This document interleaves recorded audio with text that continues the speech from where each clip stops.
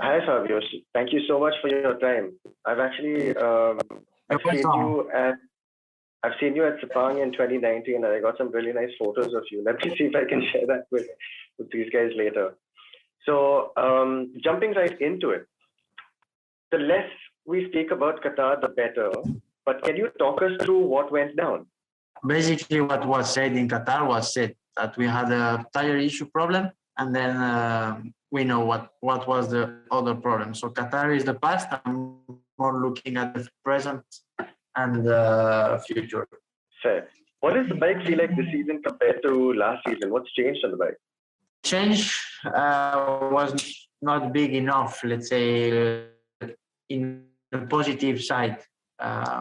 We are riding a really similar bike as last year, and that's it. So I will not really talk about the evolution of the bike, because at the end I repeat always the same thing, and I don't want to complain.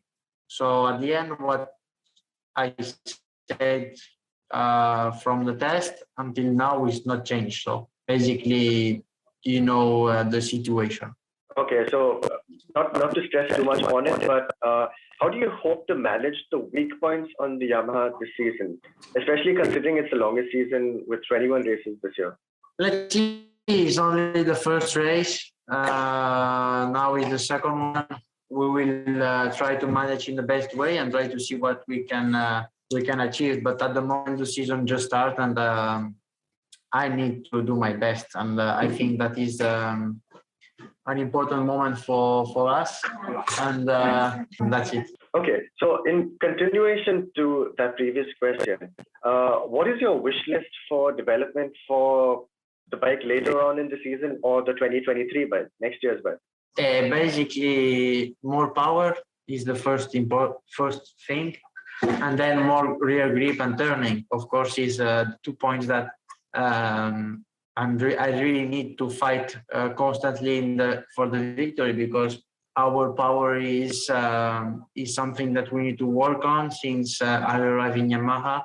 And the rear grip is not so bad, but as soon as we arrive to a track that is not so good on the grip, we are struggling so much. So these are my two requests. Now, Mandalika is of course a track that you like, and the track also seems to favor the Yamahas, considering the emphasis on handling versus top speed. What do you think your chances are this weekend?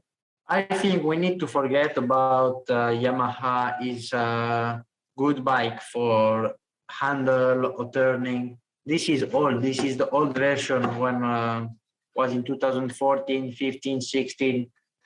I mean, right now all the bikes are turning so much, turning so well, good acceleration. So at the end, our thing is to do our best. It's not a strong track for us because now every bike turns. Okay. Now, putting Qatar behind us on the eve of the race at one of your favorite tracks, Mandalika, it's good to see you at the top of the timesheets in FP2. What's changed from the last time you were out on the Yamaha? Nothing, just, is a track that we made 3 days of tests. And of course, I've been feeling better. So that's it. Nothing really changed. Okay. Did the track resurfacing have something to play in this? And what are the changes to the tires?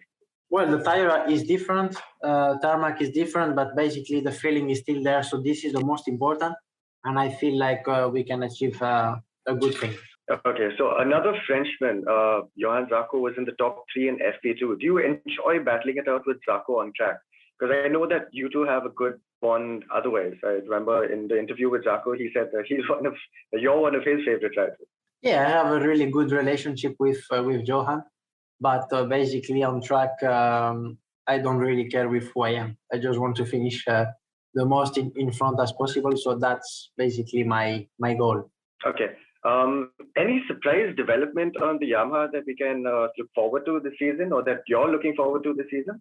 Well, for sure, we will try to make something on the bike and the development. And I'm sure Yamaha is working so hard, but I have no information at the moment. Okay. That being said, who do you think Yamaha should watch out for this season? Ducati, Honda, or even Suzuki?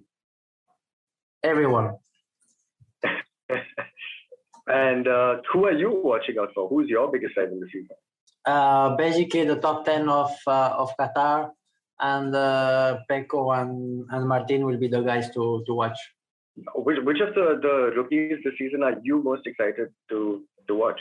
The rookies is difficult to know, because after just one race it's difficult to know, but I really like Fernandez because he was really fast on his first year last year in Moto2, and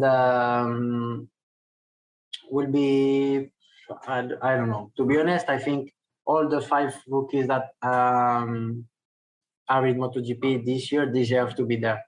Okay, this is a little bit of a tricky question, but do you think the championship will be decided in the last race, because it's a long championship, 21 races, or are you hoping to seal it with races to spare?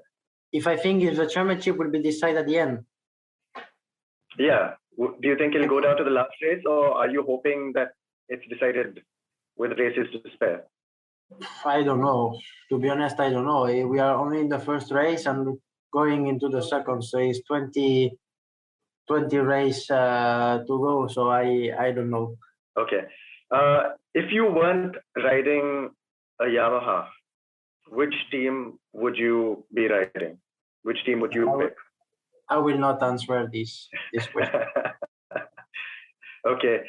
Thank you, Fabio, for your time, and best of luck for the weekend and the rest of the season. We definitely hope to see you up there again. Thank you.